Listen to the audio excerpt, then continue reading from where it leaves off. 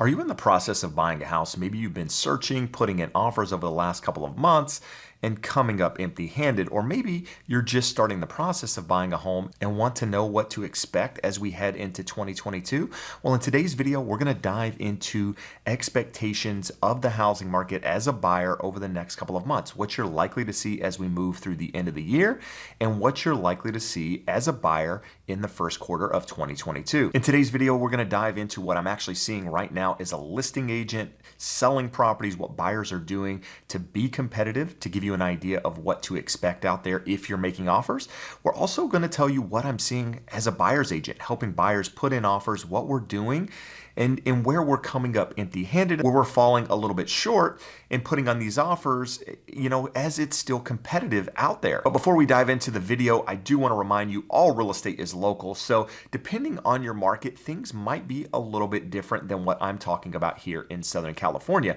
My name is Jeb Smith. I'm a real estate broker. I help buyers buy property. I help sellers sell property. I have boots on the ground, and I'm trying to use that experience to help guide you through the process, let you know what to expect as we move through the market to help you make more informed, logical decisions and help you accomplish your goal of owning a home. So do me a favor, if you find any value in this content at all, hit that thumbs up, share it with a friend, and feel free to subscribe if you want more real estate related content. As of today, we're in the first week of December, which is typically known as our fall winter market. And normally this is a time of year when things are slow. Homes don't sell as quickly.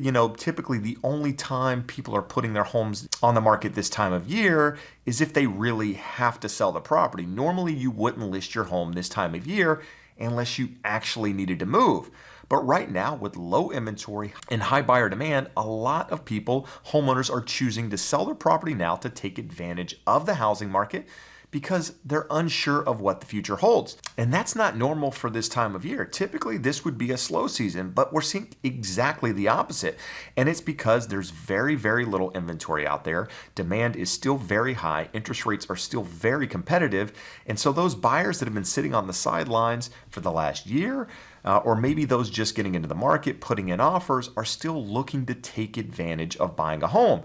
And so when the right property does present itself, we're seeing multiple offers on those properties. Right now, where I'm located here in Huntington Beach, it's in Orange County, California, we have, as of today, 98 active homes on the market. That's single families, condos, and townhomes. In a town of over 200,000 people, we have less than 100 active homes on the market. And it's normal to see inventory levels low this time of year as we move through the holidays, right? Typically, as I mentioned a moment ago, this isn't a time of year when people want to put their homes on the market. This isn't a time of year when people typically want to sell their homes. But right now, that low inventory is continuing to drive buyer demand.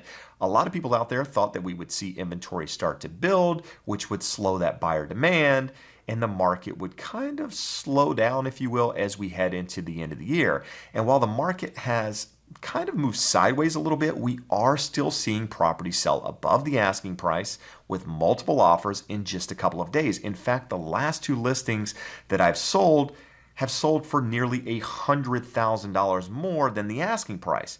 And now that's not because I priced the properties low. I actually priced the properties at what I thought they were worth, but the market demand drove those properties up.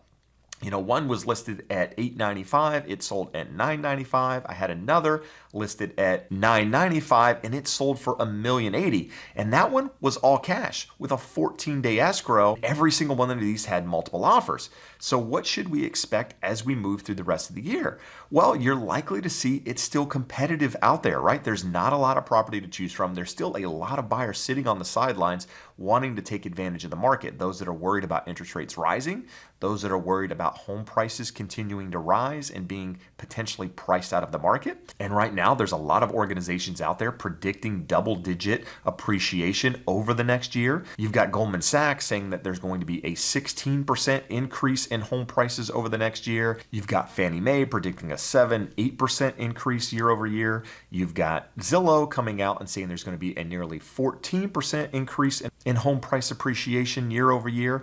And then on the low side, you have core CoreLogic saying that there's going to be a nearly 2% increase in home prices year over year. So either way, a lot of these big organizations out there see home prices continuing to go up, and it's because of a lack of supply and high buyer demand. And a lot of people thought that by the end of this year, we were going to see 4% interest rates, which was going to slow the housing market. And as of today, interest rates are sitting somewhere in the low to mid 3 range, which is quite a bit below what expectations were, and that's continuing to drive buyer demand. Because as I mentioned earlier, there's a lot of people out there that believe that as the Fed starts to loosen the taper, that interest rates are going to rise, and that's going to affect affordability. So a lot of people want to get in before those rates rise. But let's talk about what we're likely to see over the next couple of months as we move into the spring, right? As we move through the end of the year, I think the market's going to continue doing what it's doing, which means, as homes come on the market, there's not a lot of inventory out there. Good homes are going to sell quickly when they're priced right? If you still price well above the market, it's likely going to sit. I'm seeing that here in my local market. Homes that are priced above fair market value are sitting, but those that are priced at fair market value or below are drawing a lot of attention and end up selling for more than fair market value because people see the value in that number based on other sales out there. So, pricing it right is key in this market.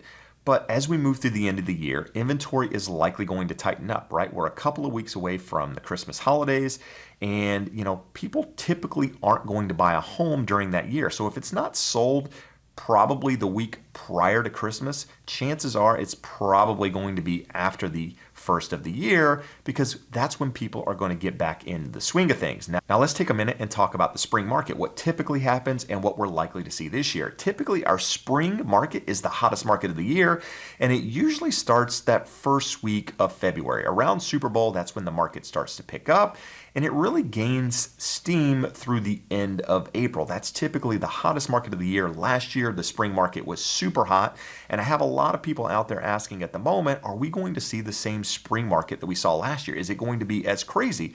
Because last year, people were waiving contingencies. They were going way above the asking price.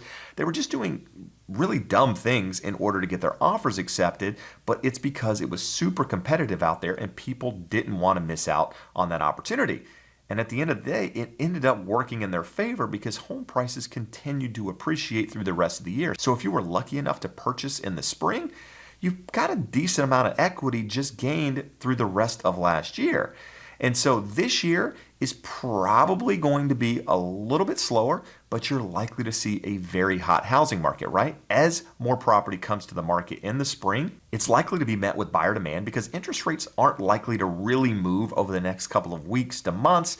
And so demand is still going to be hot. Now, I don't think as of January 1st, you're going to see this huge influx in inventory, but I think as we start to turn the year, people get out of the holiday mood, the spirit kind of get back to normal. You're going to see those people that were waiting to put their homes on the market start to get ready. Their homes are going to come to market. I have clients that have already reached out to me that are going to be putting their homes on the market in the spring. And this isn't the time of year when we're typically having these conversations.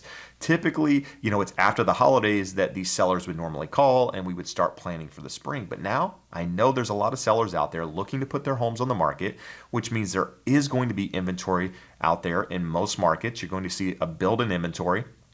But I believe it's going to be met with buyer demand. It's not going to be enough inventory that's going to slow the housing market per se, but it's likely to be enough to give those buyers that missed out on opportunities a chance to get in. Those buyers that are just starting the process are likely going to see homes that meet what they're looking for, but I do think it's going to be competitive in a lot of markets out there, right? Currently, as I mentioned here in Orange County, we're sitting at about 1,400 active homes on the market. Our normal market here, where buyers, sellers are somewhat balanced, not really in favor of either, somewhere around 6,000 or so homes. So we're a long ways away from a balanced market. So even if inventory doubled, which we haven't seen numbers like that in over a year and a half, if inventory doubled, we'd still be over halfway to where we would need to be in order to have a balanced market. So it's still going to be competitive out there. So you're likely to see home prices still continue to appreciate a little bit, but I don't think it's going to be quite as crazy as last spring because a lot of people have been priced out of the market to some extent, right? Home prices are considerably higher than they were a year ago, especially as we get into spring. So I think there's going to be less buyers in those price points, but I do think you're going to have to be aggressive in making offers, right? And that doesn't mean you need to go in and waive all your contingencies or do anything crazy like that. If you've watched any of my videos in the past, I'm against, waiving home inspections and doing some of this crazy stuff. I do think you need to be competitive, but I don't think you need to get crazy in order to make your offer accepted. In fact, I did a video a couple weeks back where I go over some offers that I received on a property so that you can see exactly what buyers are doing. I'll link to it here if you want to check that out. But as we move through the first couple of months of the year, I do think if you're planning to buy a house, you're going to have to be aggressive in how you approach the offer, if it's priced correctly. Because chances are there's another buyer out there that wants a property similar to what you're looking for in most markets. And so it's going to be competitive. And now you might say, well, Jeb, that's just you in Southern California. It's not like that everywhere. Well, I'm an agent that networks with a lot of top agents all across the country, agents in Austin, Boise, Seattle, parts of Oregon, even on the East Coast in New York, Florida, all of these different markets. And most are seeing similar markets to what I'm seeing. Very little inventory, high buyer demand. Things are continuing to go crazy in those markets just because there's not a lot of property to choose from. So while you might say it's just your local market, it's not at the moment because inventory is a problem for the nation, right? It's not just Southern California that's a problem. It's a problem nationwide. And as a buyer, you just need to go in and know what to expect. This isn't a video to get you worried about the housing market. It's a video to give you an idea of what to expect as a buyer if you're out there putting in offers, right? It's likely to be similar as to, a couple of months ago, maybe not as hot as the spring, maybe not as crazy going way above the asking price, but I do think you're going to have to be competitive in making those offers. As I mentioned, you're likely going to have to offer, at the asking price, maybe more if the property's priced at fair market value. Now, if you're somebody just starting the process, what do you need to do? You need to make sure you're fully pre-approved. You need to make sure that the lender you're working with has checked your credit, checked your tax returns, your pay stubs, really gone through the documentation to make sure you're approved. And if you're wondering, oh man, I haven't done that, where do I start? Do me a favor, there's a link in the description below. I'm happy to refer you to a lender that works the way I do, that can take good care of you, get you pre-approved. And the same for an agent. If you don't have a real estate agent that you trust, somebody that you know to help guide you through this process, this isn't a market where you should work with just anyone. You need to work with a pro.